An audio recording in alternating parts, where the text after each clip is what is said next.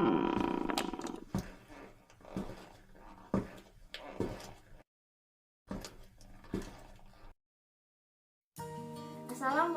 warahmatullahi wabarakatuh. Hi everyone, how are you today? It's a good day, right? Now we are going to learn about analytical exposition text. Have you ever read about this sentence? Smoking is not good for our health, atau why we should eat a healthy breakfast? Kalimat tersebut merupakan contoh kita dalam memberikan opini.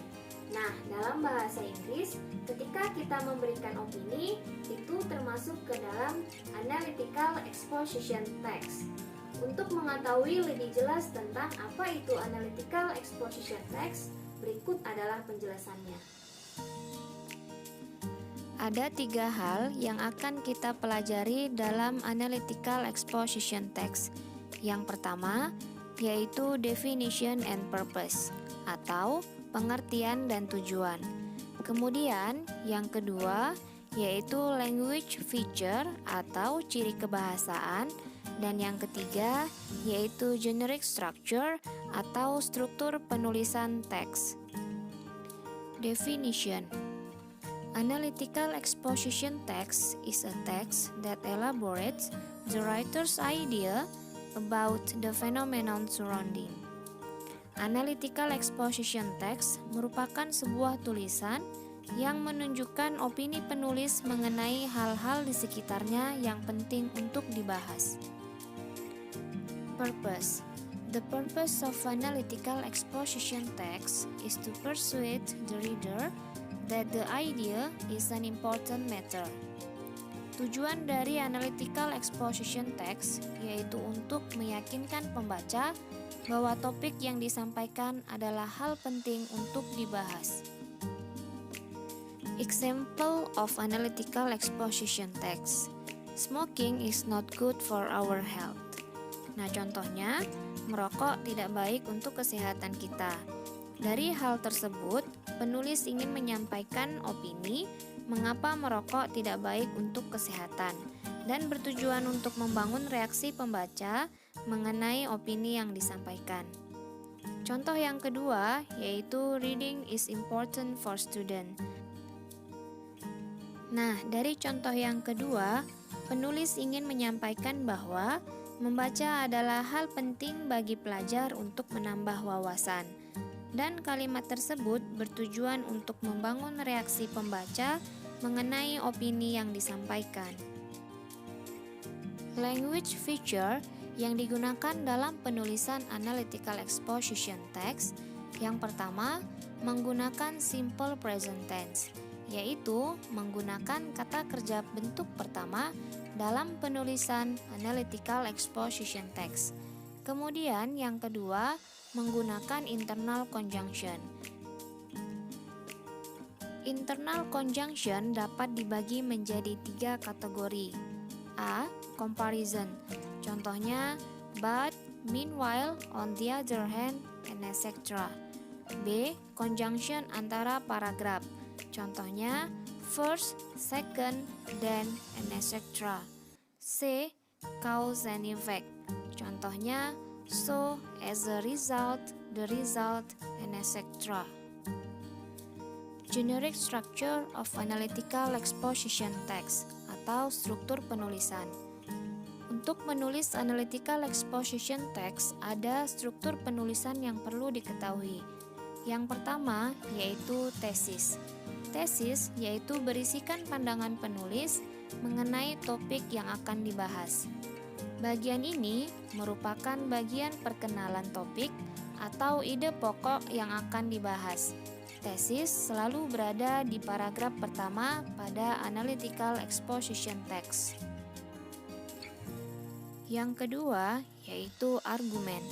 Argumen yaitu penjelasan yang mendukung topik yang dibahas pada tesis. Pada bagian ini, penulis dapat mengemukakan argumen untuk mendukung topik yang dibahas. Semakin banyak argumen, menunjukkan bahwa topik yang dibahas adalah penting. Dan yang ketiga yaitu reiteration. Reiteration yaitu penegasan kembali penulis terhadap topik utama. Bagian ini adalah bagian penutup yang terletak di bagian akhir paragraf. Untuk dapat memahami penulisan analytical exposition text, perhatikan contoh berikut. Hal pertama yang harus dilakukan dalam menulis analytical exposition text yaitu merumuskan tesis. Dalam judul ini, kita dapat membuat tesis, "Smoking may be a common habit for people, but do you know that smoking is not good for our health? In a cigarette contains a lot of chemicals that very dangerous for our health." Kemudian, kita dapat menuliskan argumen. First, the effect of smoking that is damage the lung. The smoke of cigarette that inhaled cause the lung become inflamed, bronchitis and pneumonia. And the dangers of nicotine substance that the meth cell in lung organ potential to make cancer. Second, the other dangerous effect of smoking for our health can make impotence and damage reproductive organ for women and men. And the last, for active smokers can cause weakening of blood vessels, and this cause stroke. When the weakening happens, so the work of blood vessels will disrupt, and this make inflammation in brain. This thing is potential making stroke for smoker, even there is no high blood pressure background. Kemudian, yang terakhir, kita dapat menuliskan reiteration. From the reasons mentioned above, it is important for us to not smoking because many dangerous things can happen because of smoking. Untuk mengetahui lebih jelas mengenai bahaya merokok, simak video berikut ini.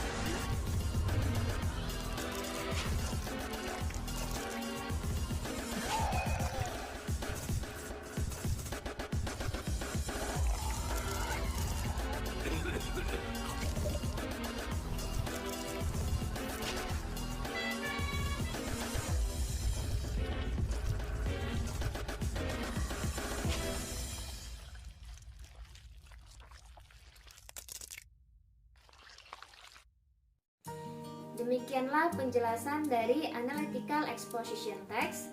Wassalamualaikum warahmatullahi wabarakatuh.